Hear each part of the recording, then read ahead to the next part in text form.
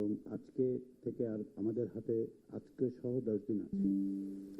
ফলে আমাদেরকে এখন যে প্রক্রিয়া অগ্রসর হতে হবে, বিভিন্ন বিষয়ে আমরা আলোচনা করেছি, দু একটি বিষয় আলোচনা বাইরে থেকেছে, সেগুলো আমরা আলোচনা করব। কিন্তু যে সমস্ত বিষয় ইতিমধ্যে আলোচনা হয়েছে, দীর্ঘদিন ক্ষেত্র বিশেষে একাধিক দিন আলোচনা হয়েছে, সেগুলোর ব্যাপারে আমাদের সিদ্ধান্ত গ্রহণের পর্যায়ে আমরা উপনীত হয়েছি। যে কোনো প্রক্রিয়ার মধ্যে দিয়ে আমাদেরকে এগুলোর এক ধরনের সিদ্ধান্ত গ্রহণ করতে হবে।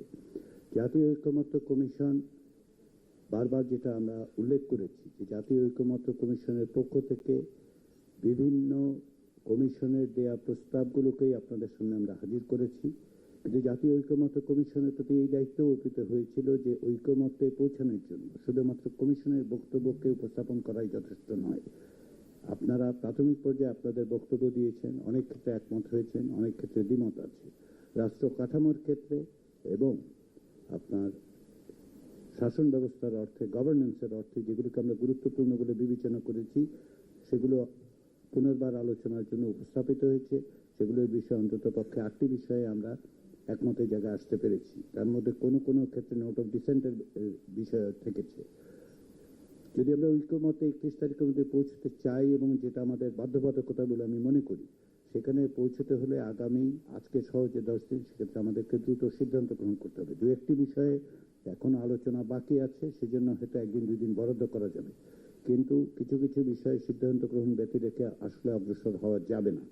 সেই কারণে যে সমস্ত বিষয়গুলোতে ইতিমধ্যে আলোচিত হয়েছে, আপনারা আপনাদের অবস্থান ব্যাখ্যা করেছেন, সেগুলো এখন সিদ্ধান্ত গ্রহণের পর্যায়ে এসে অত্যন্ত দ্রুততার সাথে আপনাদেরকে বলতে হবে যে আমরা এই জায়গায় একমত হচ্ছি অথবা হচ্ছি না। আমরা যেহেতু প্রথম থেকেই নোট অফ ডিসেন্টের ব্যবস্থা রেখেছি, কেউ কেউ যদি দ্বিমত পোষণ করেন তাহলে সেই দ্বিমতটা আপনারা পোষণ করতে পারেন, সেটা জাতীয় সনদে উল্লেখিত হবে যে এই বিষয়ে আপনাদের দ্বিমত আছে, এবং সেক্ষেত্রে দ্বিমতের কারণগুলো ইতিমধ্যে আপনারা ব্যাখ্যা করেছেন। যদি প্রয়োজন হয় খুব সংক্ষেপে 30 সেকেন্ড 1 মিনিটের মধ্যে বলুন যে আসলে আপনার দ্বিমতে যাবে, কিন্তু দীর্ঘ আলোচনার মধ্যে যাওয়া যাবে না, যে বিশেষ করে যেগুলো ইতিমধ্যে আলোচিত হয়েছে। এর বাইরে কমিশনের উপর আপনারা একটি দায়িত্ব অর্পণ করেছেন, সেটি হচ্ছে উচ্চকক্ষ, অর্থাৎ দ্বিকক্ষ বিশ্ব পার্লামেন্ট হবে কি হবে না সে বিষয়ে আপনাদের মতামতের পরিপ্রেক্ষিতে কমিশন এটা বিবেচনা করছে, এবং আমরা আশা করছি আগামীকাল পরশুর মধ্যে অবশ্যই আমাদের চেষ্টাটা হচ্ছে আগামীকালের। আপনারা হয়তো কেউ লক্ষ্য করবেন যে আমরা গত 2 দিন ধরে উপর্যুপরিভাবে কমিশন বসছে। এটা আসলে গত সপ্তাহান্ত থেকে, অর্থাৎ শুক্র শনিবার থেকে উপর্যুপরিভাবে কমিশন বসছে, এই কারণে যেগুলির বিষয়ে আপনাদের মতামত পর্যালোচনা করে আমরা এক জায়গায় আসতে চাই। গতকাল আমরা যে সমস্ত বিষয়ে আলোচনা করেছি তার একটি অমীমাংসিত থেকেছে এই অর্থে যে এগুলি নিয়ে পুরো আলোচনাই হয়নি, সেটা দিয়ে আমরা আজকে আলোচনা শুরু করব। কিন্তু গতকাল তত্ত্বাবধায়ক সরকার ব্যবস্থা বিষয়ে সমস্ত রকম আলোচনার পরে কমিশনের এটা ধারণা যে কমিশনের পক্ষ থেকে সংশোধিত সমন্বিত যে প্রস্তাব দেওয়া হয়েছে তাতে অধিকাংশের একমত আছে। কারো কিছু কিছু বিষয় হয়তো খুঁটিনাটি বিষয় আপনাদের কিছু কিছু পরামর্শ থাকতে পারে। আমরা সেই জন্য অনুরোধ করেছি আজকের মধ্যে আপনারা পরামর্শগুলো সংগঠিত করে আমাদেরকে যদি দেন তাহলে আমাদের জন্য সুবিধা হবে যে কমিশনের পক্ষ থেকে আমরা আগামীকাল সেটার ব্যাপারে আবার উত্থাপন করে একটা সিদ্ধান্তের জায়গায় আসতে পারি কিনা।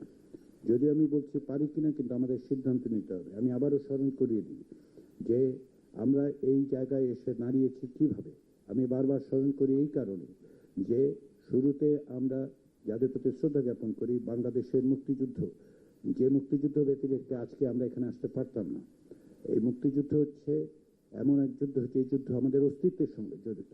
আজকে আমি, আপনি, আমরা সকলে এই যে এই জায়গায় এসে উপনীত হয়েছি, তার যত সাফল্য, যতটুকু ব্যর্থতা, সমস্ত কিছুর পরে সবকিছুর ঊর্ধ্বে হচ্ছে আমাদের মুক্তিযুদ্ধ।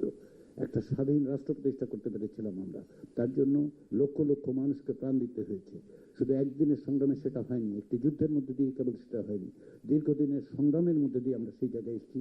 যুদ্ধের মধ্যে দিয়ে আমরা এই রাষ্ট্র অর্জন করেছি, তার পথরেখা নির্ধারণ করেছি। পরবর্তী সময়ে 53 বছর ধরে আমরা গণতন্ত্রের সংগ্রাম করেছি। আমরা চেষ্টা করেছি একটি গণতান্ত্রিক জবাবদিহিমূলক রাষ্ট্র প্রতিষ্ঠার। সেই সংগ্রাম অব্যাহত আছে। তারই এক পর্যায়ে আমরা একটা ভয়াবহ ফ্যাসিবাদী শাসনের মধ্যে নিপতিত হয়েছিলাম। সেখান থেকে সমস্ত রকম ভয় ভীতির ঊর্ধ্বে উঠে সকলে মিলে সকল রকম মত পার্থক্যকে ভুলে একটা সংগ্রামের মধ্যে দিয়ে আমরা এই জায়গায় এসেছি।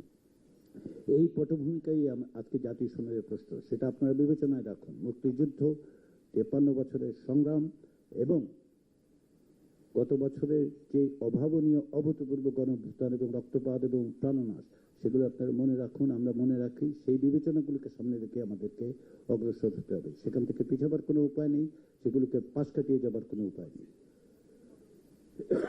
সেই বিবেচনায় আমরা চাই আগামী 10 দিনের মধ্যে, আজকে সহ 10 দিনের মধ্যে সিদ্ধান্তগুলো গ্রহণ করতে। যেখানে আমরা একমত হতে পারবো আমরা একমত হব, যদি আপনাদের ভিন্ন মত থাকে ভিন্ন মত থাকবে, যদি সকলে মিলে অধিকাংশ দল মিলে দুঃখিত, যদি আমরা মনে করি যে এটা আসলে আমরা বিবেচনায় রাখতে পারবো না, তাহলে সেটা বাদ দেওয়ার ব্যাপারে কমিশন কোনো অবস্থা নেই। কমিশন মনে করে যে এগুলি গুরুত্বপূর্ণ, সেই কারণে উপস্থাপন করা হয়েছে। কিন্তু আমরা জোর করে কিছু চাপিয়ে দিতে চাইনি, কখনো চাইবো না। কিন্তু আমাদের একটা অবস্থান তো অবশ্যই থাকে যে রাষ্ট্র কাঠামো সংস্কারের জন্য আমরা প্রয়োজনীয় মনে করেছি, অন্যথায় এগুলো উপস্থাপন করার প্রয়োজন হতো না। সেগুলো বিবেচনায় রেখে আপনারা আশা করি আগামী আজকে থেকে 10 দিনের মধ্যে আমরা এক জায়গায় উপনীত হব, একটি জাতীয় সনদ তৈরি করব। সেজন্য আপনারা যে আন্তরিকতা নিয়ে সহযোগিতা করছেন তার জন্য ধন্যবাদ। এটি অব্যাহত রাখুন। আমরা অবশ্যই সকলে মিলে এক জায়গায় উপনীত হতে পারবো আগামী 10 দিনের মধ্যে। সেই আশা রেখে সবাইকে আবারও ধন্যবাদ জানিয়ে আমি আমার বক্তব্য শেষ করছি।